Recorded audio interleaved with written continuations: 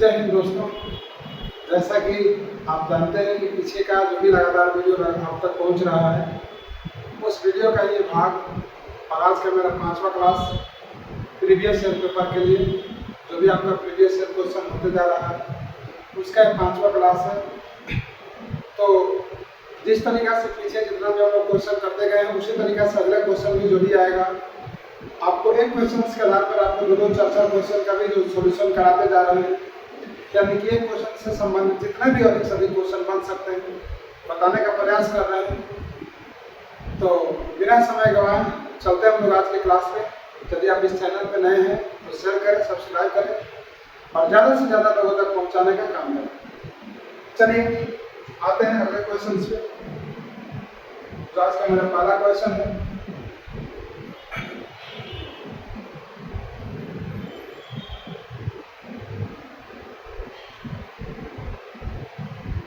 आप देख सकते हैं सबसे पहला क्वेश्चन आज का देखिए, निम्नलिखित एम सेक्शन फॉर्मूला का परिणाम क्या है।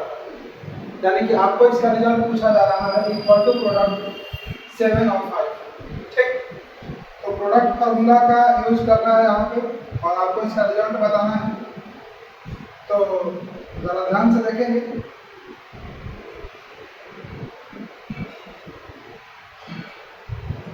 इक्वल टू प्रोडक्ट 7 5 तारा किसका रिजल्ट आएगा, प्रोडक्ट दिया है। प्रोडक्ट का मतलब होता है गुणा करना, ठीक ना।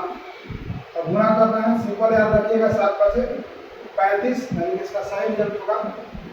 इसके अलावा भी आपके पास बहुत सारे एम सेक्शन में फॉर्मूला आपके होते हैं, जैसे आप यहाँ पर जिक्र किया है प्रोडक्ट के लिए, तो प्रोडक्ट का भी फॉर्मूला हो सकता है equal to product, bracket open करिए और सेल रेंज लीजिए V1 सच है V5। यानी कि आपको यहाँ पर देखिए जो V1 और V5 यहाँ पर दिए क्या है मेरा, तो सेल रेंज है। सेल रेंज कहने का मतलब कि हमको V1 से लेकर के V5 तक जितने भी डिजिट लिखे हुए हैं सबको पूरा करना है। ठीक, ये भी फॉर्मूला होता है प्रोडक्ट के लिए।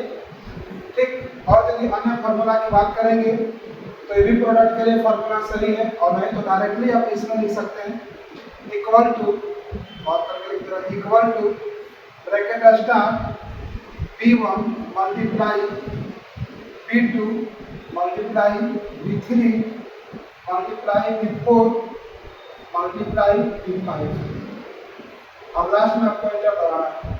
आपको दोनों में से जो भी तरीका सही लगे आप दोनों में से एक तरीका चुन लीजिए और ये आपका प्रोडक्ट पूरा करने का सही फॉर्मूला है।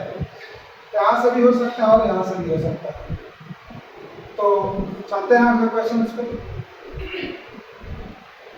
सेकेंड क्वेश्चन मेरा है, आप देखते रहिए और क्वेश्चन को पढ़ते रहिए। बाकी जो भी दिक्कत होता है उसको कमेंट बॉक्स में लिखने का जरूर प्रयास करें ताकि उसका सही उत्तर अब तक या फिर जो भी आपके डाउट्स हैं उसको क्लियर किया जा सके। क्वेश्चन है कि क्रोम ब्राउजर में दाईं ओर प्रत्येक बुलेट टैब में जाने के लिए निम्नलिखित में से कीबोर्ड शॉर्टकट की का उपयोग किया जाता है। ठीक है, इसका सही उत्तर होगा कंट्रोल के साथ टैब होगा। कंट्रोल के साथ टैब करने का मतलब सवाल आपको इस तरीके से पूछा होता है कि आपका मान लीजिए ये गूगल क्रोम हो गया और इस गूगल क्रोम में आप इस ब्राउजर पे हैं और एक नया भी यहाँ से खोल चुके हैं और यहाँ से नया खोल चुके हैं, यानी कि आप 3 टैब पे काम कर रहे हैं 1 2 और 3। आपको इधर जाना है, मान लीजिए अभी आप वर्तमान में इसको एक्टिव किए, अभी आप इस पर काम कर रहे हैं और आप इस पर जाना चाहते हैं, तीसरे नंबर पे जाना चाहते हैं। तो तीसरे नंबर पे जाना चाहते हैं यानी कि आप तीसरे नंबर पे जाना चाहते हैं तो कंट्रोल के साथ टैब बटन दबाइएगा, तो क्या होगा कि आप यहाँ से तीसरे टैब पर जा सकते हैं। दाहिने तरफ इसको बढ़ना है और आपको बढ़ना होगा तो इससे आगे बढ़ना है, तो इसके इसी तरह से जितने भी टैब ओपन है उस पर आप आगे जा सकते हैं। बाकी सभी ऑप्शंस को रीड करते हुए चलेंगे। कंट्रोल एन का काम होता है न्यू डॉक्यूमेंट, जो कि आपको पीछे वाले क्लास में भी हम आपको बताया कि न्यू डॉक्यूमेंट क्या होता है और न्यू पेज क्या होता है। New document in MS word या फिर एक्सेल जो भी आपको न्यू डॉक्यूमेंट, ठीक है। कंट्रोल पी से क्या होता है, तो कंट्रोल पी के मतलब होता है कि प्रिंट आउट करना, प्रिंट करना, ठीक है। लेकिन एक बात ध्यान रखिएगा कि यदि कोई आपको प्रोग्राम को प्रिंट करते हैं तो आप उसको पहले प्रिंट प्रीव्यू कर लीजिए। प्रिंट प्रीव्यू कहने का मतलब ये हुआ कि आप प्रिंट आउट निकालने से पहले आप उसको देख लीजिए कि मेरा प्रिंट आउट में कैसे है प्रिंट आउट होकर के मेथड आएगा। तो उसको देखने के लिए आप कंट्रोल के साथ F2 बटन दबाना पड़ता है, यानी कि control plus F2 button use करिएगा। Control plus F2 CTRL plus F2। तो कंट्रोल के साथ F2 बटन दबाइएगा तो क्या होगा, प्रिंट प्रीव्यू आप देख पाएंगे। प्रिंट प्रीव्यू मतलब देखिए, प्रिंट प्री मतलब पहले, व्यू मतलब देखिए, यानी कि प्रिंट करने से पहले आप उसको देख सकते हैं। विंडो की के साथ टैब बटन का काम क्या होता है, इसका मतलब होता है switch open program, switch open program. कहने का मतलब ये हुआ कि आप जो प्रोग्राम ओपन किए हैं, यानी कि आप अपने कंप्यूटर पे काम जो कर रहे हैं, यहाँ पर वर्ड चालू किए हैं, एक्सेल चालू किए हैं और पावर पॉइंट चालू किए हैं।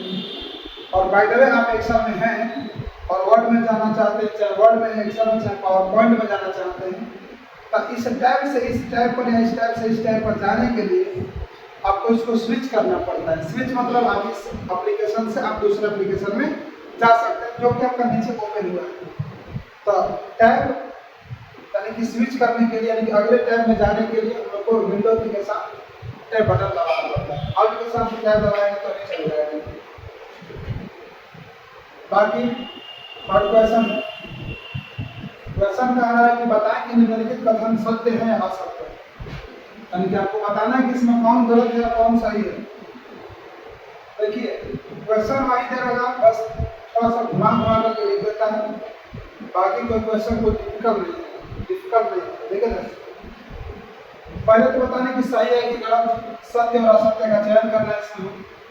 कह रहा है कि एमएस वर्ड में सभी पैराग्राफ में राइट अलाइनमेंट हो सकता है, बात सही है। अब आपको समझना पड़ेगा कि पहले अलाइनमेंट होता है। अलाइनमेंट की संख्या 4 होती है, 4 अलाइनमेंट होता है।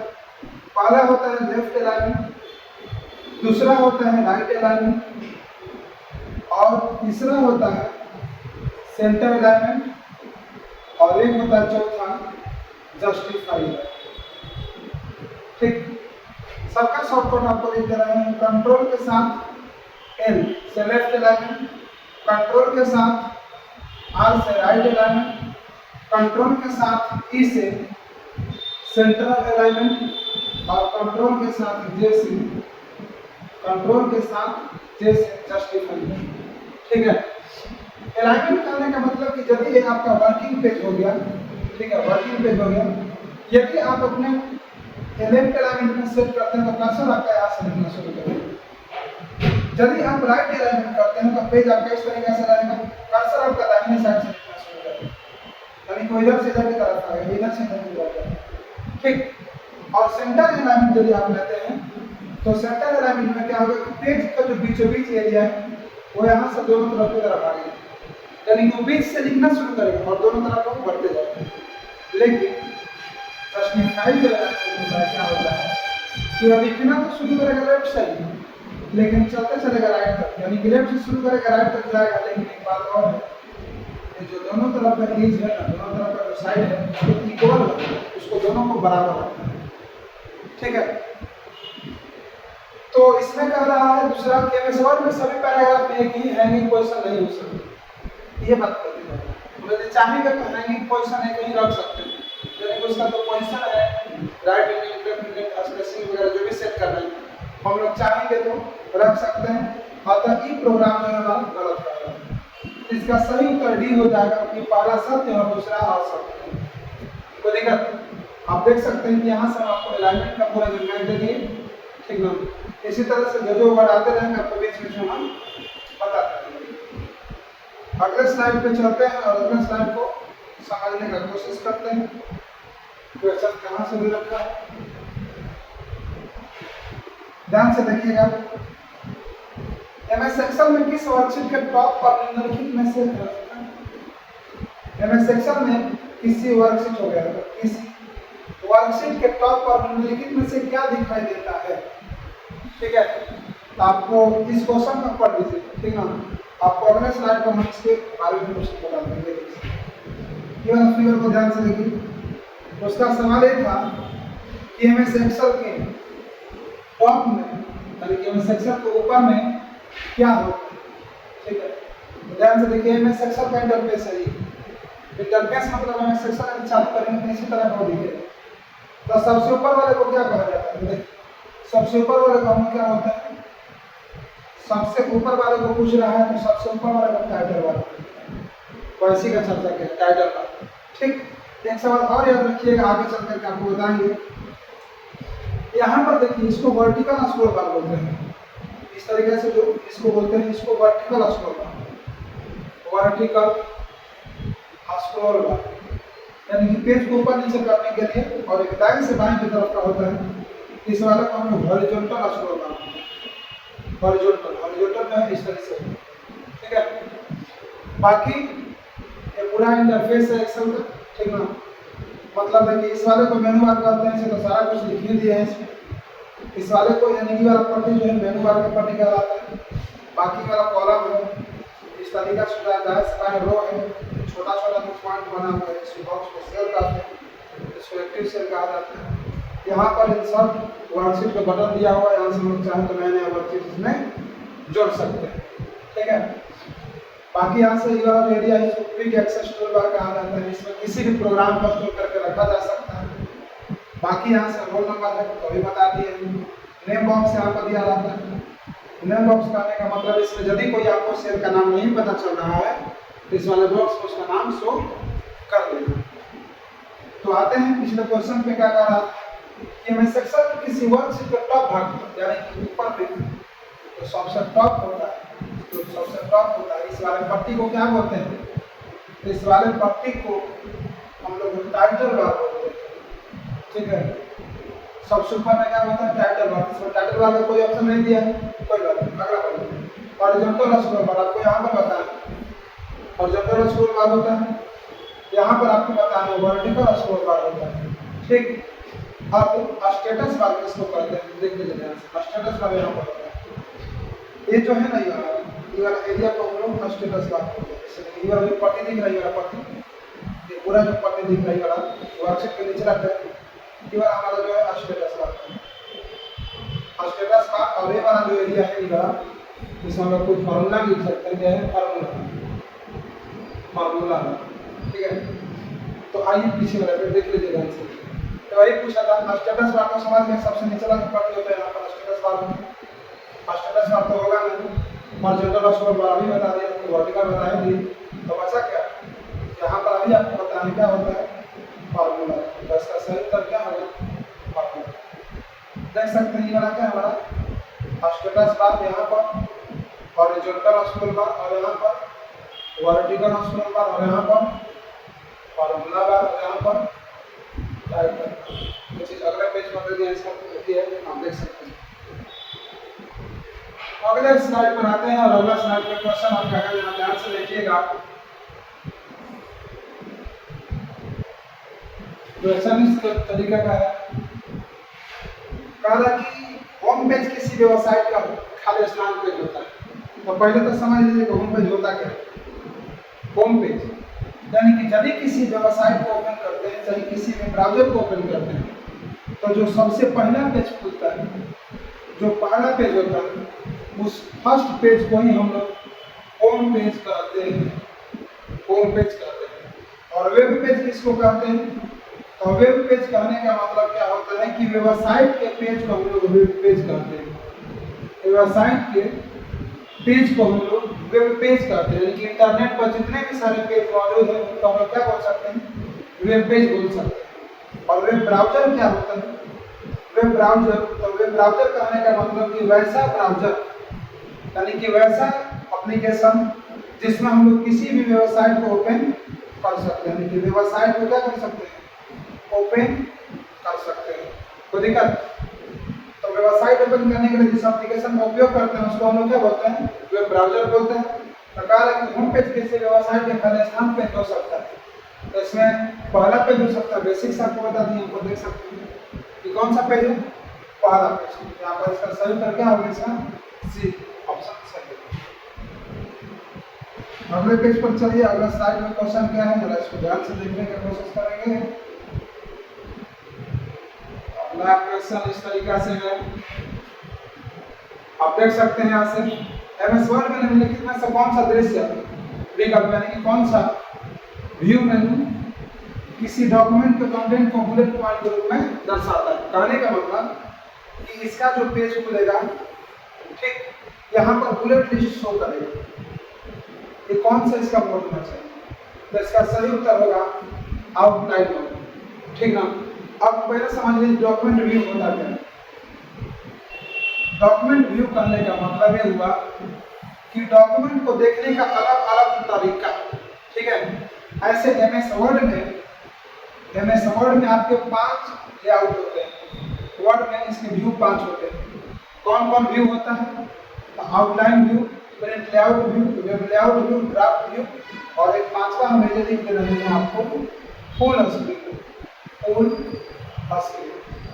देखिए 5 मोड का बस डिफरेंस है, इतना ही समझ के आपको याद कर लेना है कि डॉक्यूमेंट वही रहेगा, बस उसका देखने का जो तरीका है थोड़ा सा चेंज हो जाएगा, ठीक है। बाकी हम लोग पीछे आने के लिए ESC बटन दबाते हैं, इसके बटन, इसका काम होता है फॉरवर्ड बैक स्टेप, यानी कि एक स्टेप पीछे आना होगा। जैसे दूसरे मोड में से दूसरे मोड में चले गए और आप पीछे आना चाहते हो तो कौन सा बटन दबाना पड़ेगा, ESC बटन दबाना पड़ेगा, जिसको हम लोग इसके बटन भी कहते हैं। और इसके button smallest button of keyboard, जो सबसे छोटा बटन होता है, स्मॉलेस्ट बटन ऑफ कीबोर्ड, यानी कि कीबोर्ड का यदि सबसे छोटा बटन की बात करें तो सबसे छोटा बटन होता है कौन, ESC बटन। क्लियर। बाकी आप यहाँ से देख सकते हैं। अब यहाँ पर एक बात और याद रखिएगा कि पूछ देगा कि बाय डिफॉल्ट कौन सा मोड होता है। बाय डिफॉल्ट अच्छा है, बाय डिफॉल्ट ना कहा हम लोग इसको ये भी कह सकते हैं वर्किंग मोड किसको कहा जाता है, तो वर्किंग मोड आता है बाय डिफॉल्ट जो है इसी को कहा जाता है प्रिंट लेआउट को कहा, यानी कि प्रिंट लेआउट को हम लोग बाय डिफॉल्ट भी कहते हैं और नहीं तो वर्किंग मोड भी कहा जाता है। बाकी लेआउट के बारे में बता दिया आपको। अगले पेज पे चलते हैं और अगले पेज का क्वेश्चन आपका इस तरीके का है, आप देख सकते हैं। आप कह रहा है कि एमएस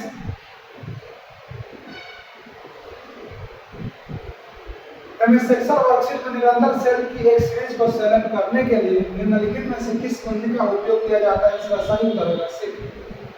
ठीक है, कहने का मतलब इसमें है सवाल कि एक्सेल हो गया, आप यहाँ से पूरा इस तरह से बनाए हुए हैं, ठीक। आप इस तरीके से पूरा आपका एक्सेल रहता है, यहाँ पर आपको जो भी A B C D बढ़ते जा रही है और इधर से 1 2 3 4 5 ये भी बढ़ते जाएगा, ठीक। कह रहा है कि यदि आप किसी सेल में हैं तो आपको लगातार सेलेक्ट करना है तो कौन सा बटन आप यूज करेंगे, लगातार सेलेक्ट करना है तो लगातार सेलेक्ट करने के लिए हमें कौन सा बटन यूज करना पड़ता है, तो लगातार के लिए हमें कौन सा शिफ्ट की का इस्तेमाल हम लोग करते हैं। तो दिक्कत शिफ्ट बटन की सहायता से हम लोग क्या कर सकते हैं कि लगातार इसको सेलेक्ट कर सकते हैं। बाकी कंट्रोल और ऑल्ट जो है स्पेशल बटन के नाम से जाने जाते हैं, इसमें शिफ्ट भी और टैब बटन का यूज क्या होता है, तो यदि टैब की का हम लोग पूछें तो मान लीजिए किस तरीके से सेल बना होता है और आप इसमें हैं तो इसमें से इसमें जानेंगे। और शिफ्ट टैब का काम क्या होता है, शिफ्ट प्लस टैब का काम क्या होता है, तो प्रीवियस मतलब पीछे वाला जाना है, प्रीवियस बॉक्स का काम पीछे वाला में आने है। टैब से हम लोग आगे जाते हैं और प्रीवियस शिफ्ट टैब से हम लोग क्या करते हैं पीछे।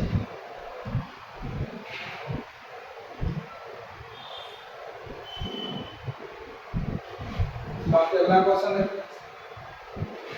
कह रहा है कि निम्नलिखित सेक्शन फार्मूला का रिजल्ट क्या होगा, यानी कि इसमें निम्नलिखित सेक्शन फार्मूला का रिजल्ट क्या होगा।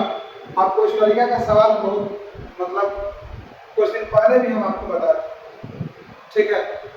तो आप बेसिक सा देख लीजिए। कह रहा है कि फैक्ट हम आपको बताए थे पीछे वाले क्लास में भी, फैक्ट का मतलब होता है फैक्टोरियल, फैक्ट का मतलब होता है फैक्टोरियल।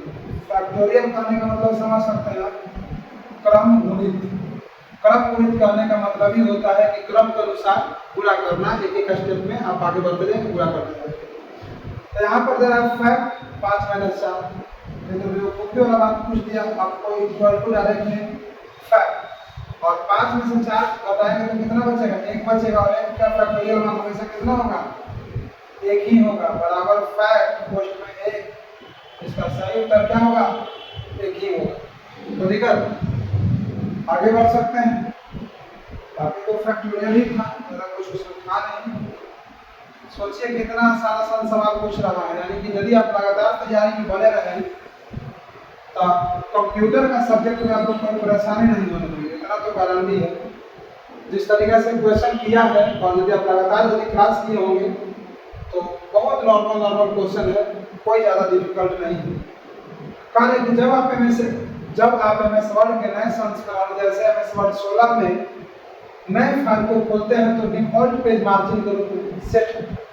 पहले तो समझना पड़ेगा पेज मार्जिन क्या होता है, ठीक है। तो सिंपल समझिएगा कि मार्जिन का मतलब होता है चौथाई। चौथाई किसको कहते हैं, तो जैसे यह आपका वर्किंग पेज हो गया, वर्किंग पेज मतलब आप जो पेज लेते हैं, लेकिन काम आपको इतना ही देर में करना होता है, तो कहने का मतलब कि जितना देर में आप इतना देर में लिख सकते हैं, सारा कुछ लिखाएगा। तो इसके अलावा जो चारों तरफ जो जगह बच गया है, इसी को हम लोग मार्जिन करते हैं। मार्जिन का मतलब ये हुआ कि पेज के चारों तरफ जो जगह छूटता है, पेज के जो चारों तरफ जगह छूटता है, वो उसको ही हम लोग क्या बोलते हैं, मार्जिन मतलब चौथाई, ठीक है। अब कह रहे हैं कि डिफॉल्ट पेज मार्जिन कौन होता है, तो डिफॉल्ट पेज मार्जिन जो है नैरो होता है, सॉरी नॉर्मल होता है, ठीक है। नॉर्मल पेज मार्जिन डिफॉल्ट होता है।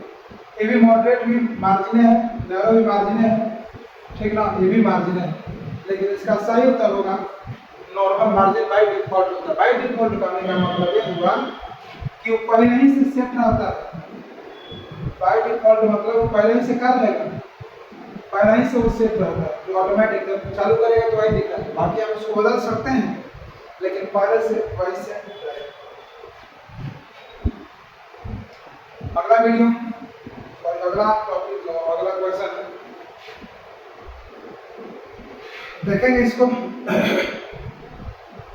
कहा कि मैं सेक्शन वर्कशीट के एकदम दाहिने स्थान पर, अभी जस्ट इसके पहले कुछ देर पहले आपको बताया, मैं सेक्शन वर्कशीट के एकदम दाहिने स्थान पर निम्नलिखित में से क्या होता है, यानी कि आपको क्या होता है इसका मतलब नहीं है, आपको ही बताने कि इसमें जो लिखा है इसमें से क्या होता है। तो आपको बहुत जल्द आपको बताया कि एक्सेल का इंटरफेस होता है।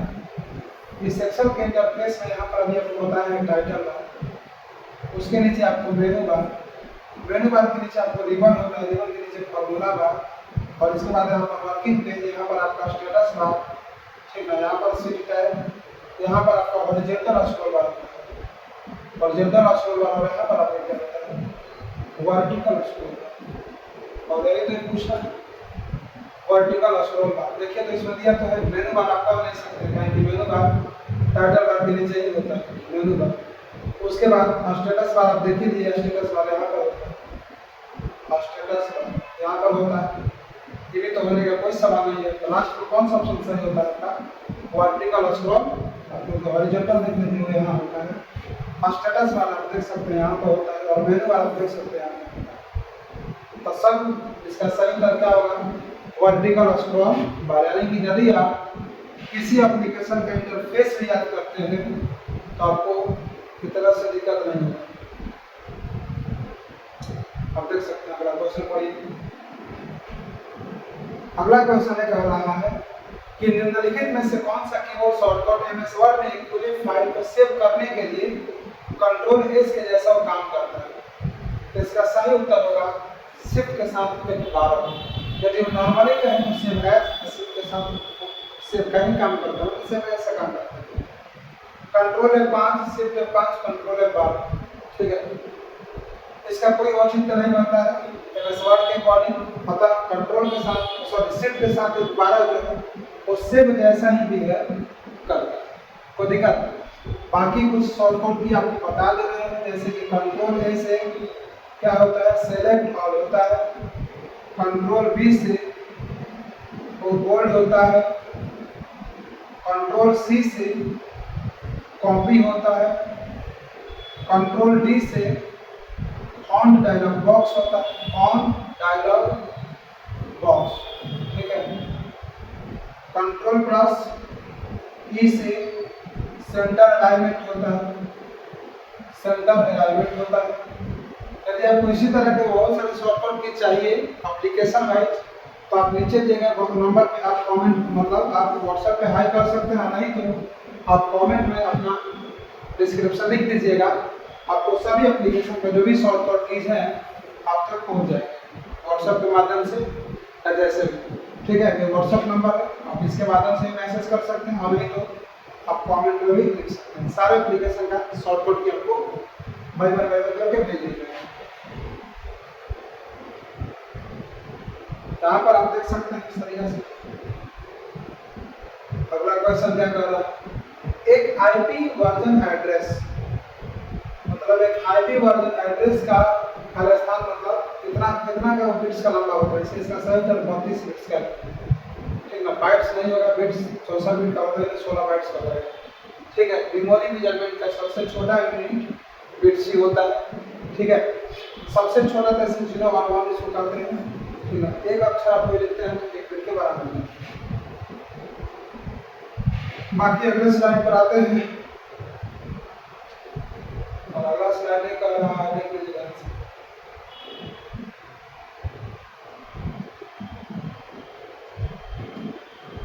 क्वेश्चन है कि एमएस वर्ड में टेबल में पंक्तियों की कम से कम संख्या क्या हो सकती है। तो पहले तो ही समझना है कि टेबल में पंक्ति कहते किसको है, तब समझेंगे स्तंभ किसको कहते हैं, ठीक ना। पंक्ति का मतलब रो।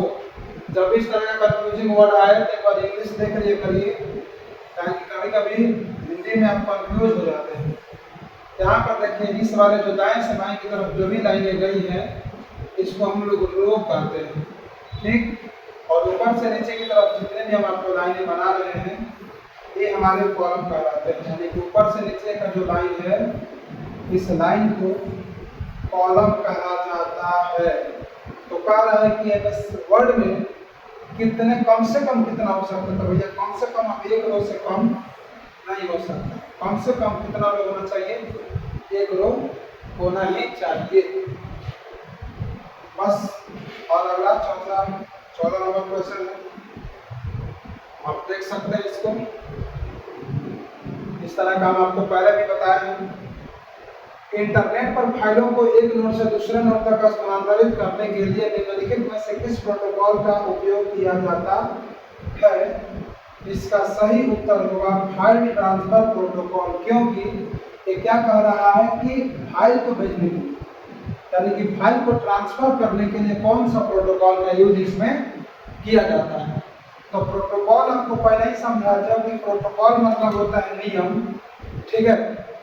तो फाइल को एक जगह से दूसरे जगह तक भेजने के लिए क्या होना चाहिए, प्रोटोकॉल यानी कि मतलब क्या होता है, नियम होता है। एफटीपी का पूरा नाम होता है फाइल ट्रांसफर प्रोटोकॉल, यानी कि फाइल को ट्रांसफर करने के लिए आप जो प्रोटोकॉल फॉलो करते हैं। एचटीटीपी का पूरा नाम होता है hyper text transfer protocol, hyper text transfer protocol.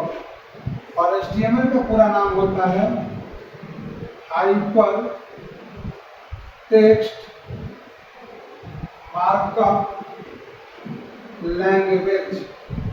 एक तरह का प्रोग्रामिंग भाषा है जिस भाषा का उपयोग वेब पेज को डिजाइन करने में किया जाता है। वेब पेज को डिजाइन करने में किया जाता है, इसके उपयोग किया जाता है, तो एचटीएमएल का उपयोग किया जा सकता है।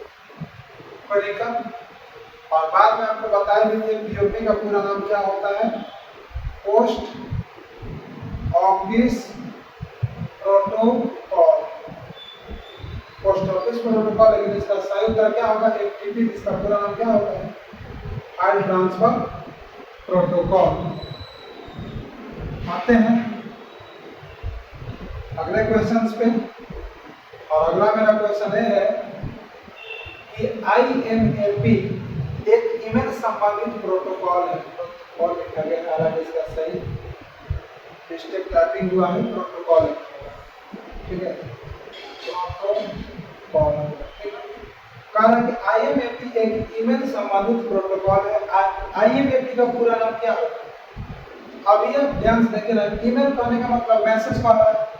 अब मैसेज से संबंधित ही इसमें कोई हो सकता है, तो ऐसा ही समझ आ रहा है कि देखिए जब मैसेज, इसका सही उत्तर क्या होगा? इंटरनेट मैसेज एक्सेस प्रोटोकॉल, क्योंकि इंट्रानेट अलग चीज होता है, इसका कोई बात। इंट्रानेट में जाकर तो कट गया, इंटरनेट मीडिया की कोई बातें नहीं पूछ रहे। अब इसका सही उत्तर क्या होना चाहिए? सी ही होगा, ठीक है। तो ये रहा मेरा अंतिम कंटेंट,